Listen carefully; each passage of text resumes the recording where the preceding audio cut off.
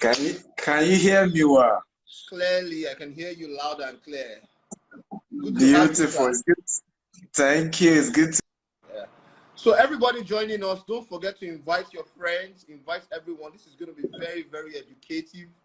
And we have the doctor himself live and direct with us. So, sir, thank you so much again for this privilege. Thank you so much. I want you to tell us about investments and building wealth generally. You know, yeah. I have a lot of young people that are watching, young musicians. Also, I have old people. We have people across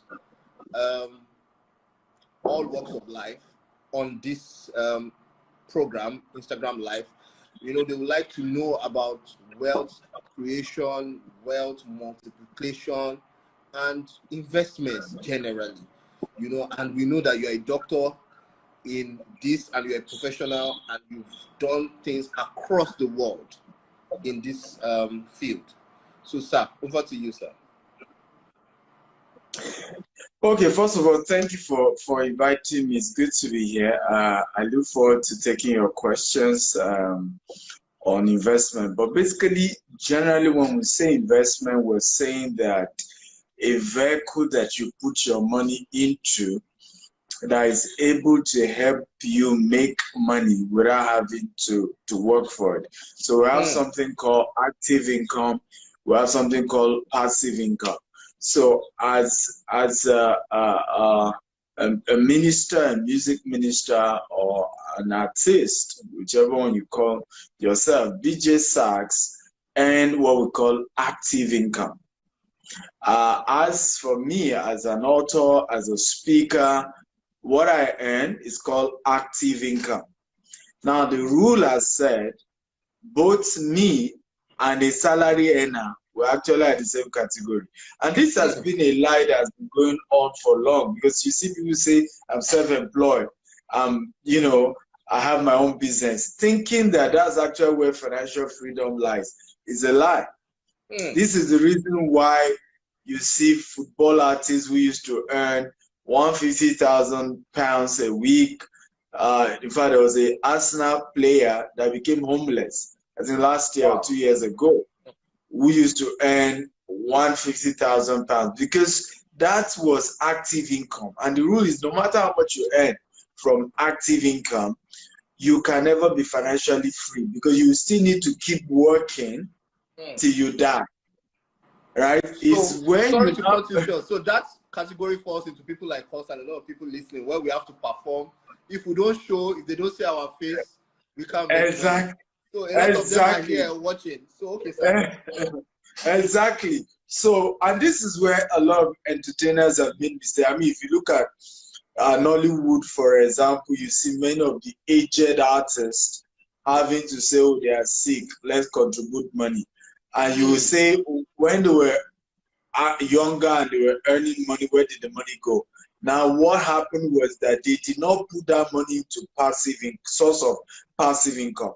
So when you earn active income, you have to put that money into a source of passive income. So I started, for example, one of the things I did earlier was a speaker. I used to organize conference, used to organize trade fairs, used to sell popcorn. I had a lot of things that were generating active income, even though I could call myself a businessman, but I was actually self-employed, because once your business does not have a system that with or without you, the business generates revenue, you are still self-employed. It's not even, if you like, even have plenty staff. As long as without you, right, the income. This is very, very, very, very, very profound, sir. Yes. So as long as without you, the revenue is limited, you see self-employed, right? And the rule is employee and self-employed can never be rich because they will have to work till they die. The other alternative is business owners and investors. Now, business owners, many of us call ourselves business owners. I'm BJ Sachs. I have BJ Sachs Entertainment Limited. So I'm a business owner. No. you are self-employed. You are only a business owner when, like MTN, with or without your input, money comes in. Like Globacom, with or without your input. Like Nestle. Okay, can you say the founder of Nestle need to be involved in Nestle, or even the CEO? With or without them, Nestle is bringing money, right? So that is when you say a business. So it's called a business with a system. Then the fourth one is now investment. So what is my advice to every one of us who fall under the category of employee or self-employed, so-called business owners? Begin to put a portion of your income into what? Into an investment that is a source of passive income. And that is how to become financially free. Now, if I had not, when I was doing all this speaking, writing books and all that, not putting some of my money to real estate, both personal and companies, you know, in terms of as a business, we will not be here. We will not be able to be in a position to sponsor DJ Live concert. I will not have offices in US, in UK, in Dubai, and all that we've done today. We will not, because those things were possible because I put an active income into a vehicle of passive income. So today, even if I stop working, some of my real estate assets are able to generate cash that sustain my livelihood for me and my family. I even brag this with my staff sometimes. I say, look, even if GTS fall today, I won't feel it. So you better do your job for your own sake. So because that this company crash, it does not affect my own personal income, right? I've built passive income that guarantee I'm going to be financially free to the rest of my life, and even that of my children. Wow. Okay, I have a lot of questions. You can also ask some of your questions. We'll try to take some, as much as we can take, and as much as doctor's time can permit. You understand? So we're talking about investments. A lot of people will buy land in the village and they call it investment. Of course, it's investments too. You know, a lot of people would build luxurious mansions and live in it. You know, and they still call that investments too. I want you to please tell us about properties. And I know a lot of people just joined us. We have Dr. Stephen Akintayo. He's an author, a public speaker. I don't know. I will have read his profile before I started, but you know, a lot of us. But more than that, we want to learn from him. We want to learn from his wealth of experience. So my question is, buying land in the village and building mansion in the village, you know, what kind of investments can one do, you know, to skyrocket one to unending wealth? Thank you very much. Very good question. So first of all, the investment that I recommend is called land banking. Land banking is the process of land banking. Banking land. Okay? Just like when you bank money, what you do, you deposit into your account, you withdraw, is money banking, right? Or cash banking. You can do the same for land. Land banking is the process of aggregating land for the purpose of development or investment. So the process of you buying land for future sales, maybe you're buying it so that in future when it has appreciated, you sell it and make money. That's called land banking. And now, many people then do that, but they do it in the village, like you said, and it's wrong. Because except your village is Lagos, you know, some people's village is Saleko, some people's village is Bejileki, some people's village is Ikorodu. So except your village is in Lagos and its environs, or your village is in Abuja. So according to Goldman Sachs, Lagos is #1 return on investment when it comes to real estate. Abuja is number 2 in the whole of Africa. Port Harcourt is number 3, as well as I think Johannesburg. Port Harcourt and one city in South Africa are number 3 place to get the highest return, according to Goldman Sachs. So this is not even a Nigerian research. This is a US biggest investment bank in the world. So when you understand this, then you know that going to my village, in fact, there was somebody chatting me on TikTok today. I was like, don't you have land in Enugu? I said, well, we'll soon get to Enugu. However, let me warn you, this land banking thing is not a thing of I'm doing it in my village or I'm doing in my own village. I still don't have a plot of land. Yet we have over 10,000. Eh? Where's your village, sir? My village is I'm an Egba man, so my village is somewhere in Ifo. We Egba, we have like Abule in Abeokuta. We still have some our farm, which is now called. My Olabisi Onabanjo campus was in Ifo. I studied engineering, so we had a campus. Oh, beautiful! In No wonder I saw a lot of also at your concert, and many of them were greeting a lot. My sister used to attend Winners in Agowe, and she knows you very well. Really? Yes, wow! So that's the story for another time. Wow! And I was also in Agowe for a while. I'm also from Agowe, actually. Indigenous of Ijebu Agowe, yes. So wow. So that's a story for another day. Wow. Wow, amazing. It's a small world. Because I remember I just saw a lot of I some I couldn't even remember their face. I was like, they knew me back in the day. I was just greeting and fantastic. I mean, it's a small world. But yeah, I mean, like we're saying, I don't even have a plot in my village. Because, and it doesn't mean I won't have. Maybe one day I'll build one big mansion. Why not? But at the beginning of your investment journey, you should not try to please people, right? You're trying to build something real. Like I often say, poor people try to buy what they don't need to impress people that don't care. And you don't want to do that because that's the express route to poverty. Do not buy what you don't need to impress people that don't care. At the beginning of building wealth, buying land in your village is some form of trying to impress people in your village, and they don't care. So try to invest where it will appreciate. So if you buy land in Lagos, you buy land in Abuja, you buy land in Port Harcourt, you have a higher chance of what we call capital appreciation, and you can turn it into massive wealth. So let me give you a few examples of those who have done, and I'll give myself, since we're Christians and we know the church setting. Pastor Paul Adefarasin's biological father bought a place in Akintayo for 2,000 naira. 2,000 pounds, right? Over 50 years ago. Okay?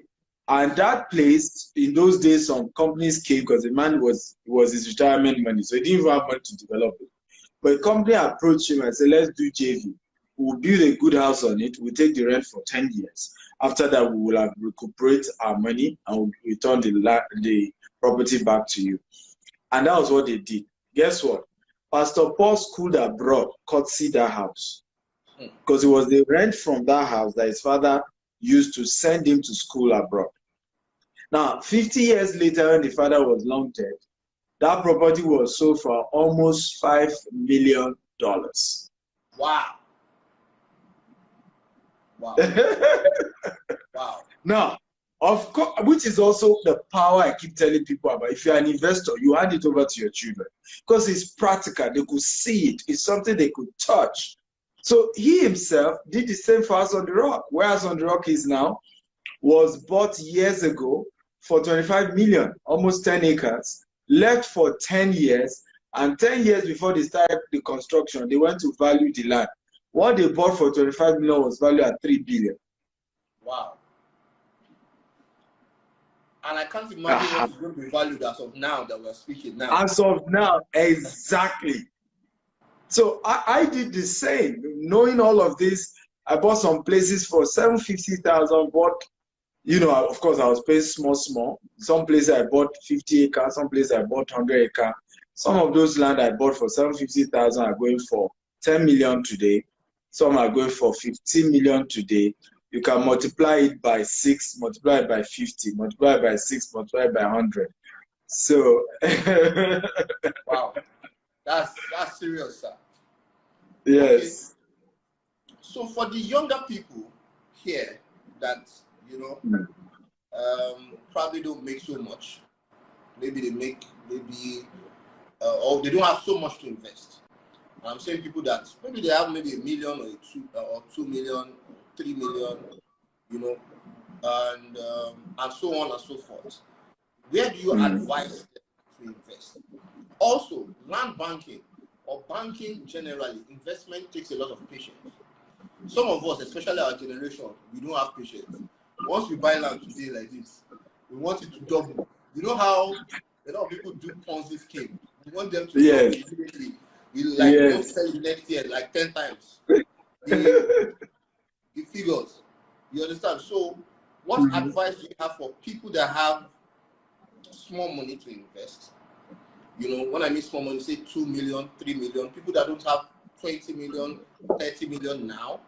Also, what do you advise them in terms of waiting period? 5 years, 10 years, 20 years. You know how we are. A lot of people are saying that, oh, I don't even know what I'm going to eat tomorrow. And you are telling me to put some money somewhere and leave it for 10 years. You know? So, what do you have to say to such people? Beautiful question. I love your question. They're fantastic. No, number one is to say, there are two categories. If you don't even have anything to eat now, well, I have one advice for you. Go and learn how to sell. You see, two P's you cannot afford to have in your life: poverty and pride. I see a lot of young people telling me that to see me, I'm ashamed, I cannot sell. That's pride. In fact, I call it poverty of pride of the poor. Wow. Right? You cannot be broke and be ashamed to sell. It doesn't work that way. Right? As much as, for example, I love your music, I love what you do. If you didn't come to our office and say, money concert to ever sponsor, right? There's no way we will know that we could sponsor your event and all of that. So if many of us are ashamed, and it's pride of the poor, and that's why we remain poor. So exactly, go and learn how to sell. Go and meet a company to sell for them. I started this real estate journey not by buying land. I started by selling for other real estate companies. I was getting commission, 10% on land, 5% on house. And it became a passive income that gradually, you know, I saved enough to go and start buying. If I say to a lot of your colleagues who are into entertainment, that you guys know people that matter. You know a lot of people, they love you, they trust you, right? It's just to partner with a credible organization and say, hey, I'm going to, you know, it's not even like selling. This is what I do. If I want to sell for a company, I'll go and buy. So, for example, I'm PJ Sachs. Okay, which property does GTS have? I will buy a plot. And I'll start reaching out to my high net worth people and say, I just bought one plot from one company, GTS, so they even sponsor a fantastic company. I don't know whether you'd be interested because I love the way they treated me. And I will send this evidence that I paid. I will have linked with one of the company staff who will be my partner because I don't know their product. I can't be doing the marketing. All I'm doing is referring. And this is very important. The secret of rich people is recommendation, is referral. That's where they make their biggest money from. It's not necessary. Most of the product, they don't own it. If I tell you how much money Dangote friends make from just the relationship, because they have certain info of, Dangote needed, for example, when Dangote was building the refinery, the guy that got the HR job to bring all the expatriates is a multi-billionaire today. But guess what? He was somebody who referred him to Dangote. Referral. And that person who referred, guess what? You think he will collect billions and not say, uncle, thank you for introducing me to Aliko. So, which is how the rich keep getting richer. They don't get rich by necessarily just their own product or their business. They connect, they refer, they link, they build, and that just keeps opening more doors, right? As long as you're dealing with reputable organizations. So don't tell me you're broke. Don't tell me you don't have money. Start referring. Start looking for who. Instead of going to beg your uncle, give me $500, give me $200, refer him to a product that he needs and make sure it's a credible organization, not your greed overriding, referring him to something not legit because you just want to get a commission. No, make sure it's something legit, because what you earn in commission or in referral fee is far more than that $200, more than that $500. Now, for those of you who now say, oh, all I have is 2 million, it's 5 million, it's 3 million. You see, humility is also really important in investment.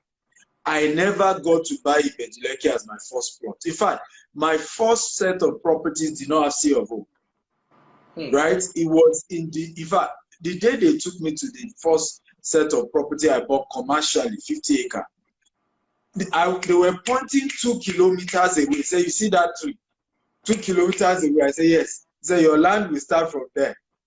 I'm sure it's like, and how do I get into this place? And it was all water. It was waterlogged. So to even, I remember bringing my friend who is into real estate. He said, so Dr. Steve, you see, it's rich people that do water area. My advice, don't try them. I brought my brother too. Now I said, everybody discouraged me. But this was they were the only one allowing me to pay as gradually. The other ones were asking me for big money, big money. I don't have the money. And this is the secret, and everybody should write it down.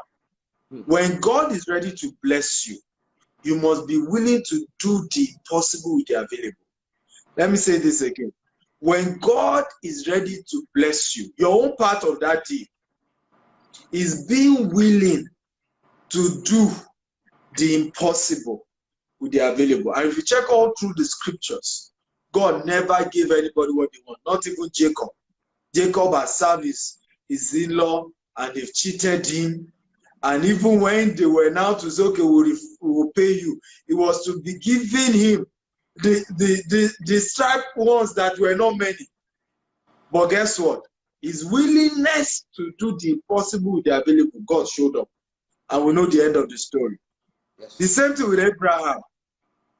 Yes, you want to say something? I wanted to say and emphasize on that be willing to do the impossible with what is available. So no matter what is available, no matter how small or how big it is, what you have in your hands, what is available, be willing to do the impossible with that little that you have.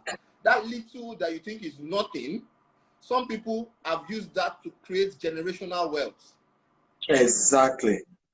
Thank you very much, so, sir. Yeah, so instead of saying, Ibejuleke is where I want to buy, your 2 million naira can cover money here. Go and buy it. Right? The only thing is make sure you have mentorship, you have advice, you have support. So, for example, we're launching one of our estates in Ibadan, Monia. Why are we doing that? Monia, has the train station in Ibadan. They are doing the business district, just what you have in Bodija. What's it called? The main city center of Ibadan now. They are repeating it in Monia. So, what's the wisdom? If you are going to wait till when all those things are there, you pay higher, you pay premium. Now is the time to go and buy it when the project is ongoing. So right now, you can see with 2 million, you still buy in that area. And that's why I say mentorship, because so you don't go and buy one area in Ibadan that there's no development, there's no project, there's nothing that will make it go. Yeah, so there's a need for mentorship so that you know the areas you are buying that have potential to grow. Those who understood this and started buying around redemption camp, they know what they are making now. Shimawa, but they targeted Redeem, they targeted the universities coming up. So in land banking, it's not just go and buy any land. There are strategies around it, and I've done several videos as well on YouTube. You can go watch it. I can join my coaching program as well. But there's a lot of material that guides you on which right land package you do, not just to go and throw money away. But if you are open to that, you see that you can buy in some other, suburbs or closer to Lagos or areas with certain unique projects that have potential to appreciate. But do not wait till you have money for Lekki, which is the mistake young people are doing. Guess what? The Lekki they used to shout about now, the world has moved. Who wants to live in Lekki anymore? In fact, I was telling somebody, I said, if you understand how land banking works, 50 years from now, Lekki will be the new Mushi, will be the new Bariga, will be the new, and some of them are saying, what are you talking about? I said, okay, let me break down the story of Lagos. In fact, Pastor Matthew was sharing this some days ago. He said they begged him to come and Okpebi was 1,000 naira. Wow. Agege were 500 naira. Yeah, wow. This is over 40 years ago. Yes. Wow. 1,000 naira. 1,000 naira Okpebi. And what people didn't even know was that 10 years before that time, Pastor Matthew was talking about, to go to Okpebi, you have to run because it's a ritual. It's the same way they say Igbo Rumole. That was like the Igbo Rumole of Lagos. The same Okpebi, Wow. Right? That's why the airport is in Ikeja. They don't situate airport in city. It was development that catch up with the airport you see in Lagos today. If I met one Baba is over, it should be close to 90. He said they gave him Surulere, 6 acres. He said, "Allah match." So I said, "Baba, what was this city of Lagos there?" He said, then, if you talk about Bariga, you talk about Saleko, if you talk about Mushin, Ajegule, that was the city of Lagos. So, Surulere was bush. So he was telling them, I was educated in England. I'm thinking, you now want to give me Surulere. He said today now he regrets it. Because, can you say that about because Surulere now, you can't even get anything there. You have to buy a house. Yeah. So the same Lekki you are shouting is big city, big Kiniko. Very soon, the houses will be old.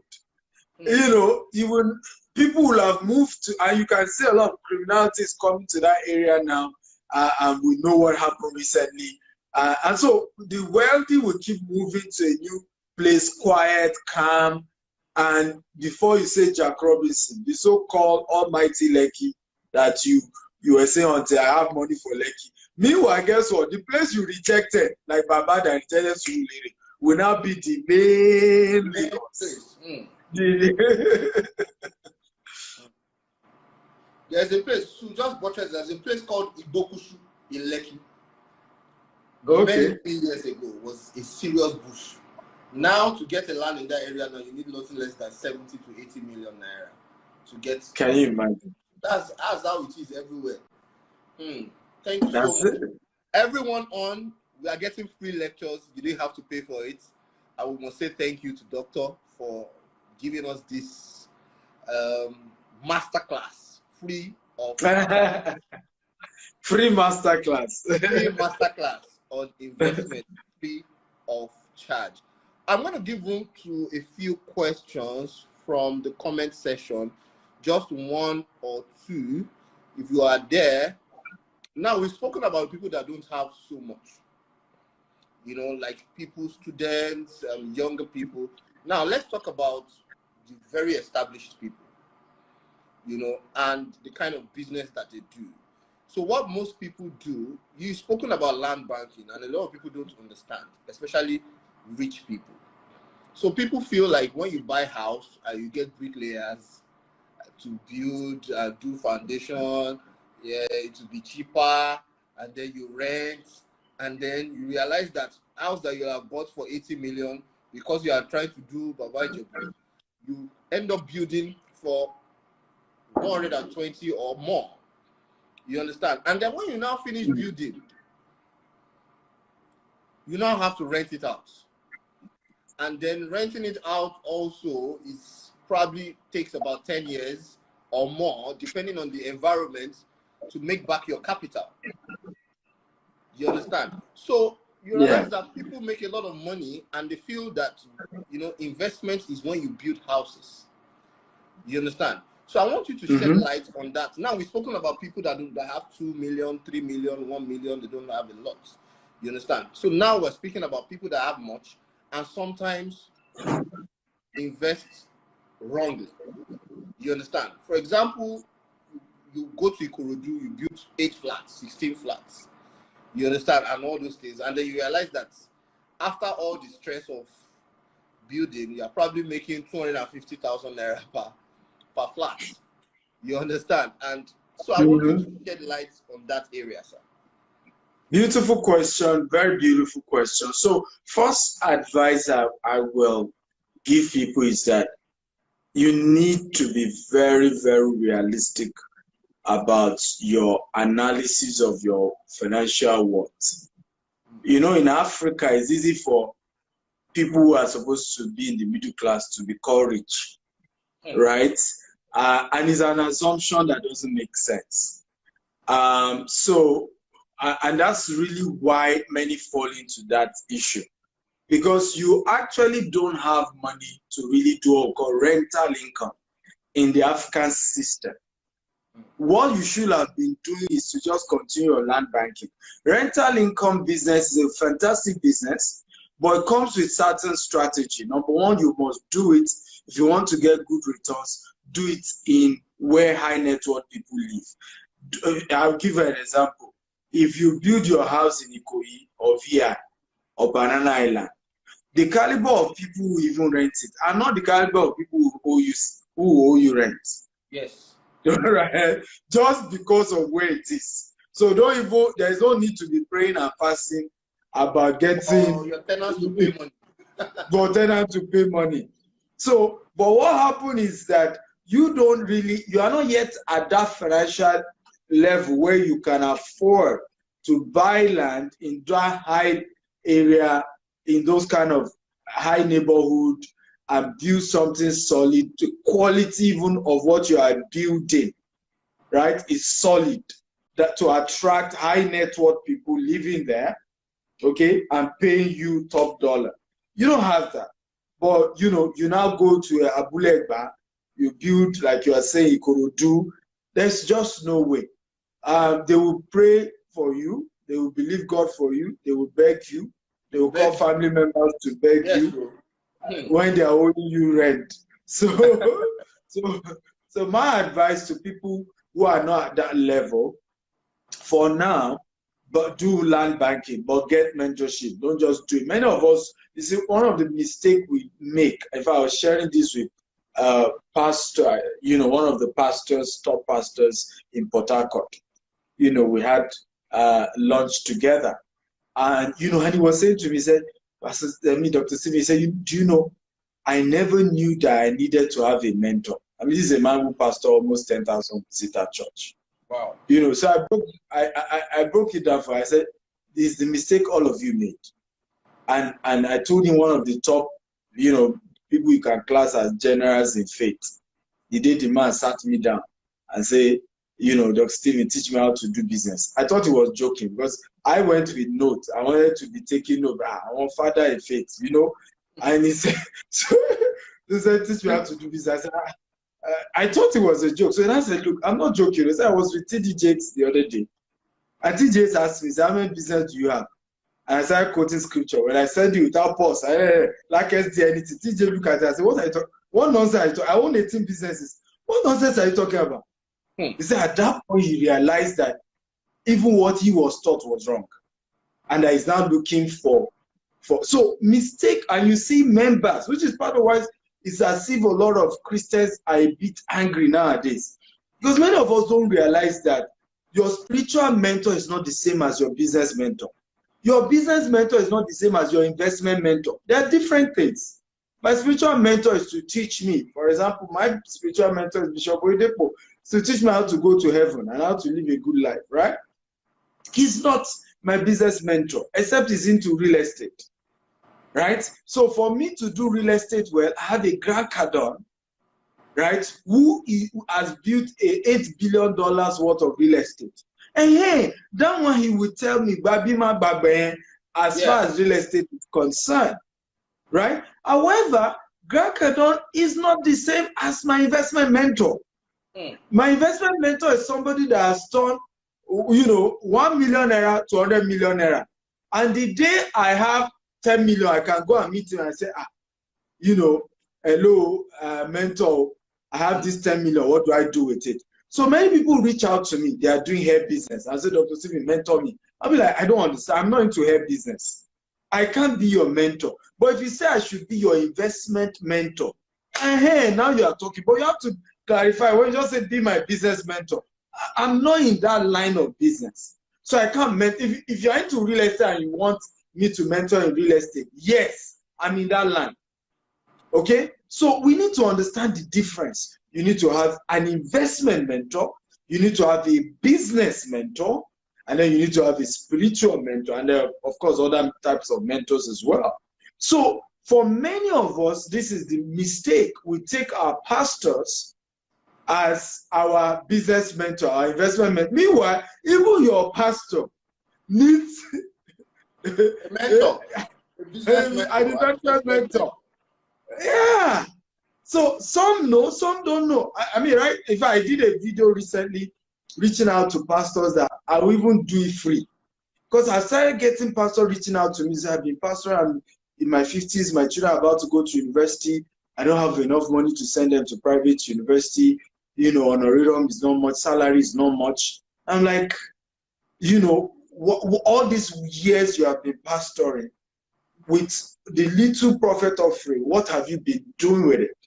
Did you have an investment mentor, right? It's not now that COVID happened and Lagos, church income dropped by 40%, right? Some other, states dropped by more than 70%, right? Including tithe offering, profit offering, even that they give to pastors. So it's almost like a crisis mode. But the mistake was that these people don't. Wow, thank you so much, sir. Thank you so much for this. And I hope I answered your question. I hope I didn't. Yes, you did. Yes, I answered. Okay. Yes, you did. In fact, you answered more than it. Someone said my life just changed. So it's very important for everybody listening. I'm going to take one or two questions before we allow Doctor go. It's almost 1 hour since we started already. And I'm sure Doctor is very busy, but he has time for us. Yes, I have another meeting for so I'll take a question or two from the comment section. We have a lot of people online. So if you have a question, please type so I can, so that Doctor can take it for us. Lex 10 TV, I see you. Deep Insights. Thank you so much for joining us. Okay, I have one more question. Talking about investments.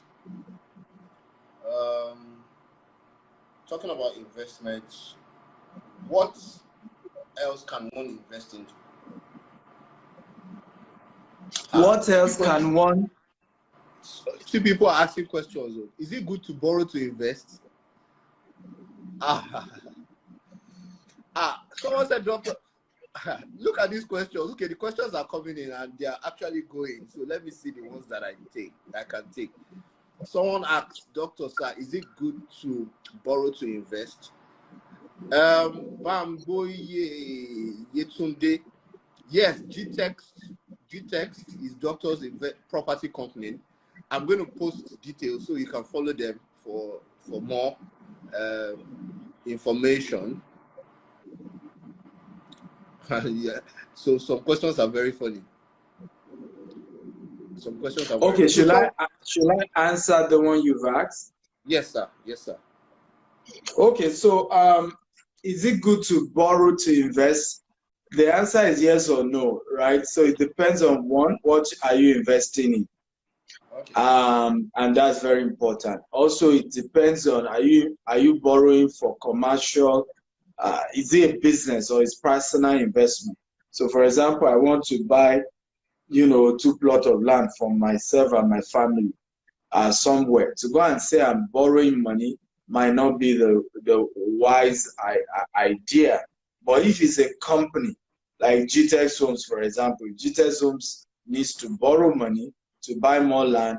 We have mastered the art of buying land, developing it, selling it. The whole 9 yard of a structured business that you can guarantee when you return people's money back. But when you have something that there's no structure around it, if you end up borrowing money, you struggle to pay back, that becomes a major issue. And it also depends on who are you even borrowing this money from. For example, GTEx does not owe any commercial bank, home or Wow. abroad, with all our assets. We can't just let that Yes. pass. GTEx does not owe any commercial bank. That's actually very commendable. Yes. And that's major. We don't owe any bank, home or abroad. But you won't necessarily say we don't borrow, because there are people who invest their money with us and for return. So that's some form of loan of some sort. But it's done as a business. Personally, for example, I owe no man, dead or alive, and I built my life that way. And I'm happy that way. I sleep like a baby, even, and that my company also does not owe. If you disturb me too much, you have access to my WhatsApp, you disturb me too much, I block you, because I'm not owing nobody. So, and I love that peace of mind. Yes. And I think everybody needs that. So I won't, it's a yes or no answer. I'm not just going to say no, don't borrow, right? It's a yes or no. But I will advise, get a mentor. I think the biggest problem, one of the things we do today, for all of you who are trying to get guidance, I will link you up with our wealth advisors. I charge, to coach. I have my one-on-one coaching program is $20,000. We have a group coaching program for $5,000. Then we have the Steve Akintayo University. That one is $47 every month. There are a lot of content from Robert Kiyosaki. I'm getting all this for free. Wow, thank you so much, Doctor. I'm not saying you are getting it for free. Don't put me to trouble. No. I'm saying that what we are having on life now. Yes. Because these are what we teach. No, I'm not going to do that. I won't do that. I'm saying what we are doing now on live. We are on Instagram Live, broadcasting for free. This is what people pay for. Yes, they pay for one-on-one coaching. They pay for it. It's $20,000. Group coaching is $5,000. Then the university is $47 every month. You can join. There's, aside my own content, Robert Kiyosaki content is there. Les Brown content is there. Grant Cardone, John Maxwell, Brian Tracy, all these top guys, their content is on that university. Wow. Thank you so much, sir. Thank you. We really appreciate it. Thank you for having me. Thank you. Bye-bye. All you've shared with us.